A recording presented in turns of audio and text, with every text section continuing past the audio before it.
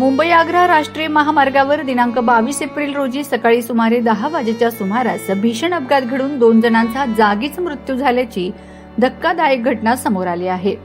या अपघातात मनीषा राजेंद्र पाटील वय 46 राहणार पिंपरखेड तालुका चाळीसगाव जिल्हा जळगाव व बंटी किशन जाधव वय 32 राहणार हिसाळे तालुका शिरपूर जिल्हा धुळे यांचा मृत्यू झाला आहे। मिळालेल्या माहितीनुसार शिरपूरहून हिसाळे गावाकडे जाणारे एक खासगी प्रवासी वाहन मुंबई आग्रा महामार्गावर हॉटेल आरती समोर रस्त्याच्या कडेला उभे होते।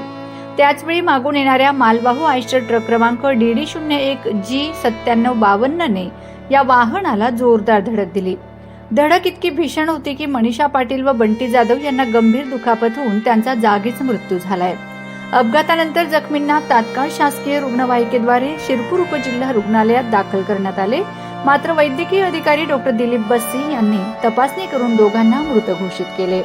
दरम्यान मनीषा पाटील या लग्न कार्याच्या निमित्ताने हिसाळे येथे आल्या होत्या। प्रकृती बिघडल्याने त्या शिरपूर येथे उपचारासाठी गेल्या होत्या।